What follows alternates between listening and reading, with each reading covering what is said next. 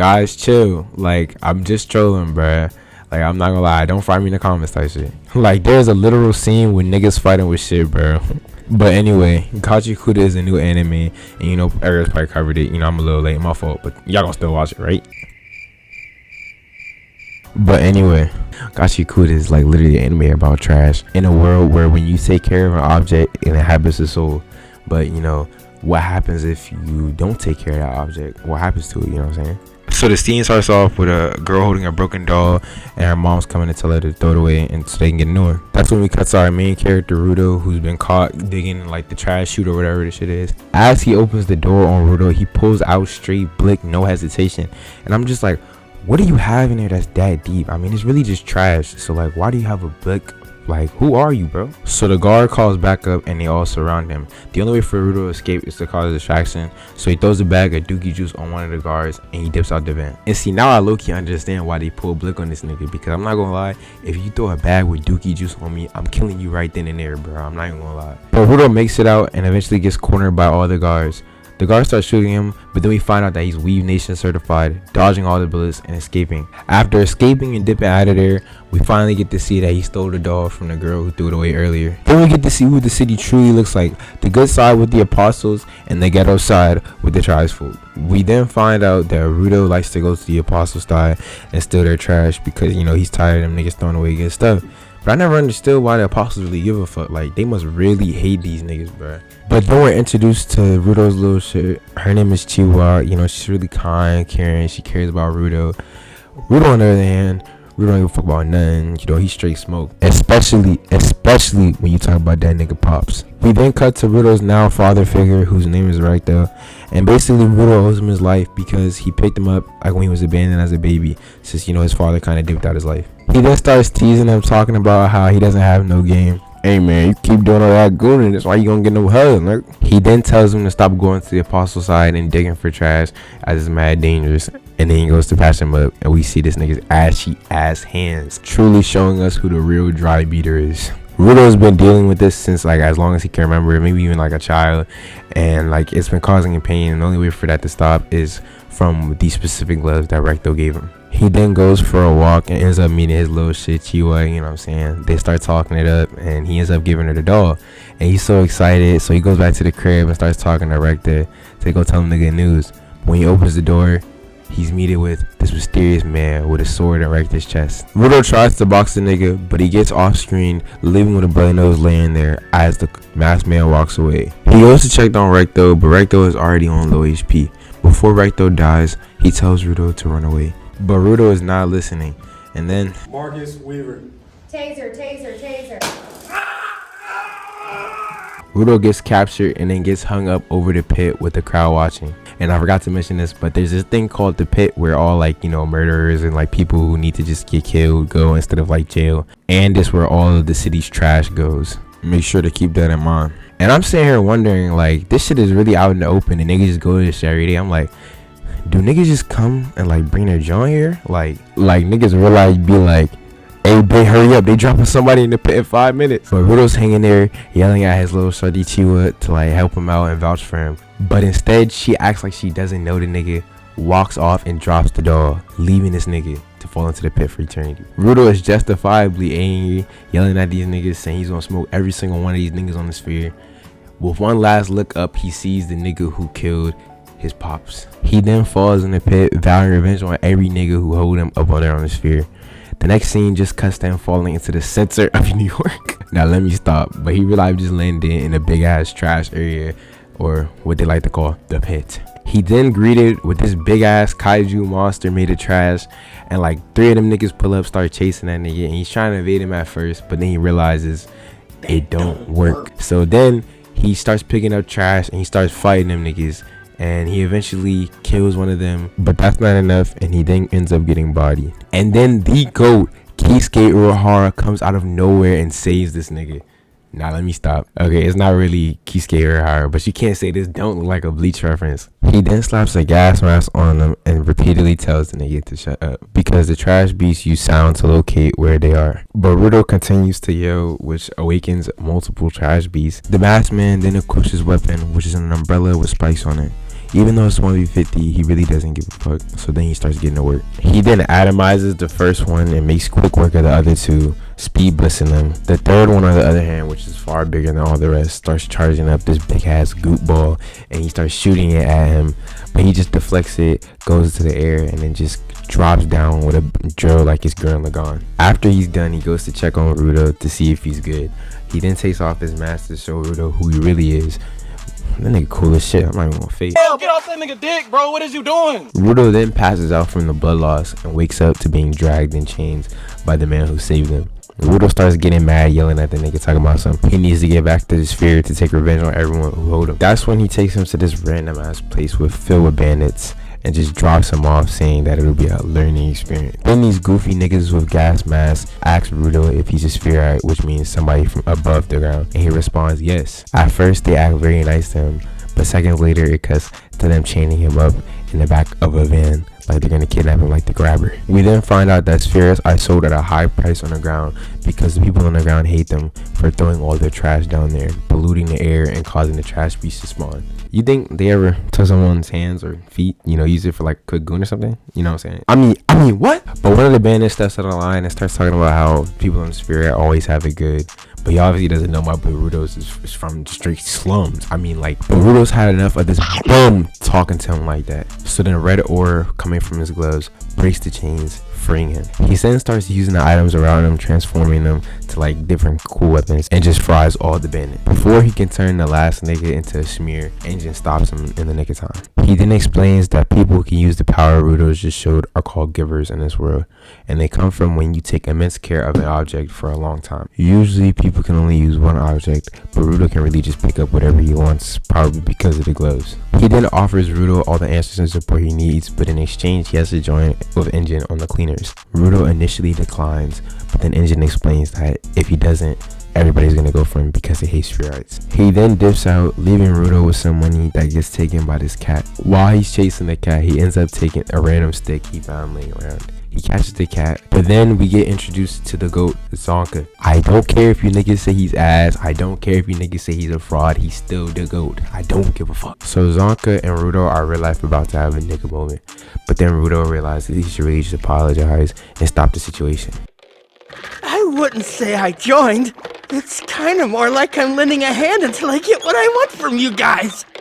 After another misunderstanding, they decide to put all that talking down and start scrapping. Zonka tries to land the first blow by hitting an AVA down slam, but misses and then goes for an up fling. He then starts calming him a little bit. Rudo then tries to counter, but Zonka passes the quick time event, weaving and hitting him with a nice round. Zonka is fighting Rudo because he's trying to assess his strength, because he heard that Rudo can turn anything into a weapon, or what they call in this world a vital instrument. But Zonka soon realizes that this nigga Rudo picked up a plunger and is flinging shit around. And I'm not going to lie, if this ever happened to me, She gonna have to call the cops, man.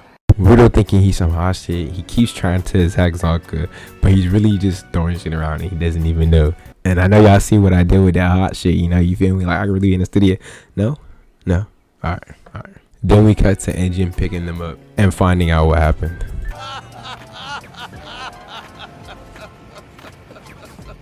You're killing me.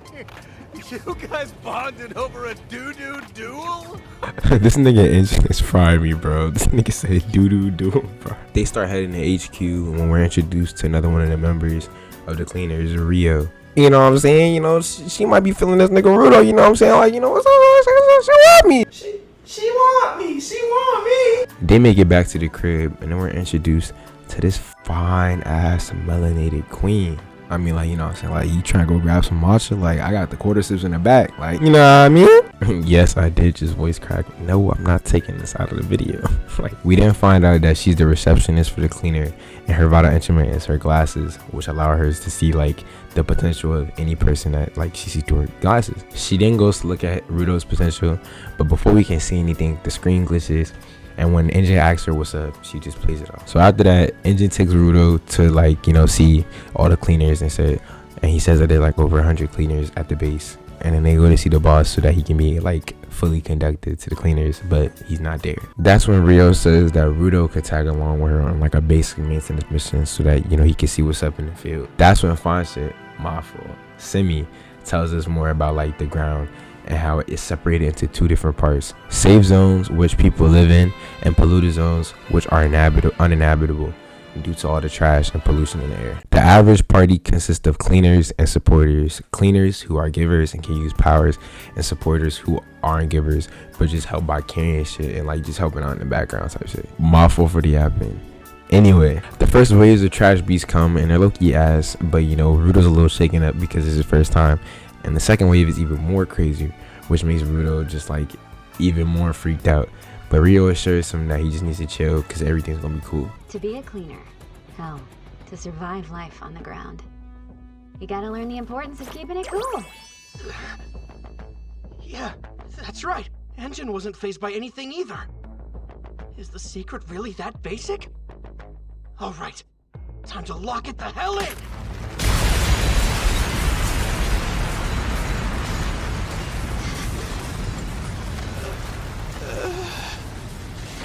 Even Rio is perplexed at the size of this nigga, bruh. But she doesn't give a fuck either way, and she pulls out her vital instrument, which is a pair of scissors, and she starts hacking away at this nigga, kicking it with her feet. And it's really cool because instead of like using her hands to use the scissors like normal, she uses her feet, which is tough as shit, I'm not gonna lie. Rudo's just sitting there farting around until he almost gets smoked by a track beast. But then one of the supporters comes and saves him, palming the trash beast into the ground and sending it to Rio. While Rio is focusing on the big one, the supporters are taking care of the little trash beast. But one of the supporters tripped, almost getting smoked by a trash beast, until Rudo clutches in and saves him. But when he gets face to face with the trash beast, the fear gets installed to him and he freezes up, almost getting smoked. Until Rio comes out of nowhere, completely vaporizing the trash beast. She explains to everyone that the big trash beast will continue to regenerate, so she goes to go slice it, and after she goes and starts boxing with the big ass trash beast, jumping from the top ropes like Jeff Hardy, slams on that nigga and takes his core out. They get back together and Rio tells everybody that the trash beast was controlled by a vital instrument, which is completely unheard of until now. They get back to the crib and end up hosting a welcoming party for Rudo. You know, everybody's having a good time except for Rudo because like, you know, he's sad that his vital instrument ain't working like he wanted to, until Gris comes over, you know, tells him it's gonna be alright, gives him a little pep talk type shit. Hey, yo, hey, niggas get shot every day, B. You be alright, nigga. You tough, right? A couple days go by and Rudo and Zonka get called up to a mission about how a trash beast stole some cargo from somebody, and apparently the cargo was a living spherite. So you know they have to check it out because that could be answers to like leading Rudo back to the sphere. After finding the client, hold on, pause. Can we take a moment to look at how chopped she is? Yo, she look like Momo. I'm not even gonna fake. She ended up pushing them in the building like real fast and stuff. Like, and it looks mad suspicious. So I'm just like, how are all y'all niggas getting pushed by this one John? Like, come on, bro. But they end up seeing this creepy ass doll on a chair sitting there alone, and then they find out it's a trap, which makes them end up sinking in a hole. And it was so obvious, like, why is this like random lady pushing y'all out of nowhere? I know it's like an important mission, but like, it can't be that deep, bro. They then get surrounded by these niggas called Raiders, and we find out that news about Rudo joining the cleaner and being from the sphere has traveled around a lot. So they probably saw this as like an easy lick, you know, an easy way to get money type shit, like a quick bag. It indeed was not a quick bag. Yeah, but Raiders are givers who, instead of trying to, you know, join the cleaners to help society, they're bums. And they want to just attack everyone and just be like weird. Like, but yeah, Rudo and Griff dip up out of there because they know they're going to be useless during this fight, leaving Zonka to run the 2v1. So Zonka starts talking this shit with his mask on, and then eventually he takes off his mask so them bitch ass niggas can really hear him type shit. Type of nigga stand on business, nigga. One man arm against 50, nigga. This then angers her, causing her to spawn a bunch of mud puppy dogs, or like, not mud puppies, but like mud people surrounding Zonka, thinking she has a one up on them. But this doesn't faze Zonka in the slightest, just swatting them away like they're fucking houseflies. Just, he don't give a fuck, man. But then Timu Tim sneaks him from behind and sending him a mean right into a pillar and dips back into the mud with his rep Balencies. After getting passed around for a little bit, Zonka has had enough, so he realizes it's time to tee up. He strikes the ground with his stick, using the echolocation like he ain't no ski or something, finding where the bald nigga is, striking him, getting out of there, and then striking his own too. And in the 2v1 was Zonka as the winner. But then a random black nigga comes behind him. I like you, and I want you. Now we can do this the easy way, or we can do it the hard way. The choice is yours. We cut to Rudo and Griff getting everyone out, And we hear footsteps down the hall, and I was like, let's go Zonka. You know, he beat that random nigga who came behind him trying to, you know, eat his butt. But no, this light skin with dreads, and I can't even lie, his dreads are low, high key tough. I'm not gonna lie, with the little gold things on them, that's tough as shit. Oh my god, bro, is dick riding all you do? No, I'm saying, you literally got that nigga dick in your mouth right now. I see it. And y'all can dick ride, say I'm glazing, but as my goat once said, there is never enough glazing. Anyway, the light skin starts telling him, you know, you need to come back quickly because somebody wants to talk to you. You know, we can either do this the easy way or the hard way, you know what I'm saying? He then starts flexing his claws, which he says has poison in them, which he's used to knock out Zonka. And oh my gosh, my boy Zonka, I was just glazing you. How did you get packed up by this one nigga? But the supporters aren't having it. They jump in trying to attack the Dreadhead, but it doesn't work. He counters, kicks them both, and jumps away. Now Rudo is talking about some, yo, what are you niggas doing, man? You niggas are gonna get killed. And I kid you not, this is literally what he says after he stabs her. This nigga said, oh, little sphere, right? Promise you're not gonna crash out on me, alright?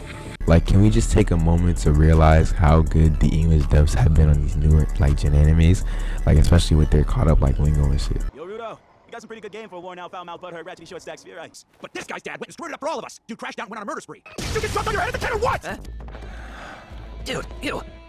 So basically we cut to a cutscene about like where when Rudo was younger, you know, he couldn't really fight back because his father figure told him not to, so he would just injure himself. And then eventually we found out he's always been a sweetheart for like lost trash because he was crying over a piece of trash that, you know, somebody threw away. But back to the fight, Rudo picks up Griff's talisman that he always prays over before every fight. You know, since like he's a supporter, he really wants to be a giver, so he's been taking care of it and trying to become a giver. And as we know, since Rudo's power is to basically bring out the max potential of anything, he basically grabs Rudo's talisman and he turns into this thing. I'm not sure, but you know, it's very effective against Jabber as it redirects any attacks that comes towards it or try to harm Rudo. So Jabber and Rudo are boxing, and eventually Jabber realizes that attacking Rudo won't really work. So he ends up stabbing himself with his own claws, sending him to a mindless rage, so that way the weapon won't be able to detect that Jabber is going against Rudo, as it runs off the person's intent to harm Rudo and not just like them fighting. And I high-key forgot to tell y'all that the Dreadhead's name is Jabber. My fault. So Jabber starts going to attack Rudo, and Rudo is saying like, why is my shit not working? And this nigga Jabber is drooling and shit. This nigga is genuinely insane. And he's trying to kill this nigga, but you know, Rudo overpowers him and throws him over, and he's like, why is my shit not working? But Jabber is giving Rudo straight work, keeping Rudo on the defense, dodging shit, almost getting sliced. And you know, Jabber don't give a fuck. He gets to that nigga and he's literally about to slime him, but in the last second, from West Bumblefuck, Zonka comes and saves Rudo. He basically explains that since Jabber's in the mindless rage, you know, his weapon won't really work because it's off the intent of the person. So Zonka, moving with total level IQ, devises a plan that he should just try and hit Rudo, which will redirect him to Zonka, so that so Rudo starts rage baiting Zonka, which does exactly what Zonka says and sends him straight to Jabber, smacking the shit out that nigga with a stick. After a few more hits, Jabber is finally knocked down on the floor and defeated, but Rudo's weapon disappears and disintegrates. But then Rudo starts tripping, and we find out that he had been struck by Jabber earlier from poison. And then out of nowhere, Jabber wakes up. He starts talking and shit a little bit, and he stabs Zonka and takes Rudo and runs away. And at first I'm thinking, damn, they're really gonna have to retrieve this nigga like Sasuke and Naruto. But then the cleaners pop out, sliding for this nigga Rudo, attacking Jabber and getting Rudo away from him. Jabber sees all of them, and instead of getting, you know, worried or like scared, he starts getting freaky. Vulnerable? Y'all are looking at me like something you flushed down a toilet. Careful now. I can only get so erect. Yo, and like I was saying earlier, bro, this English dub got it, bro. But right before Jabber can like fight all of them, this muscular femboy comes out of nowhere and starts grabbing Jabber, holding him, telling them that basically the boss wants them to go back. They then dip out of this portal like from a manhole, but Jabber states that Rudo has something called a Watchman series on his hand, and this leaves everyone puzzled, but then he just leaves. We then cut to the hospital where Griff is doing okay due to the cleaner sealer. Hold on though, why she kinda bad though? Like, come here with me, you know what I'm saying? And then out of nowhere, a tall nigga with cornrows comes in, introducing himself to Rudo and telling us that he's the boss of the cleaners. And I'm not even gonna fake, Gachiakuta loves their black characters. Like, why are they all so tough? I mean, I'm not complaining, you know what I'm saying? It's just that they tough. But he then accepts Rudo as one of the cleaners and hooks him up with a new fit. He then tells us that there's this thing called a border between the ground and the sphere, and everybody who has tried to go to the sphere from the ground has died. He then tells a story about how a traveler in the no man's land found a girl sitting there just chilling. He's like, what are you doing there? And she's like, I've been seeing people travel through the border from the sphere to the ground without any problem. And even though it does sound like a little of a made up story, it's still enough information to go off and pique Rudo's interest. We then cut to Jabrid and the femboy who finally made it back to the base, and we get a little peek of the boss.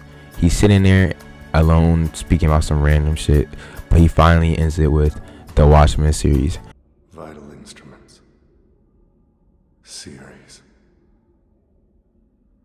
The Watchmen series. As it cuts to an emblem just like on Rudo's gloves. Rudo. And then he's gonna finish it off by calling out Rudo. Yo, Gachiakuta is too cold. Anyway, appreciate you all if you made it this far to the end of the video. I love you all. Sorry for the delays, you know what I'm saying? Like and subscribe. Let me know if you want to see part 2. I'll cover the rest of Gachiakuta. And y'all stay safe. Safety. I mean, peace. Fuck.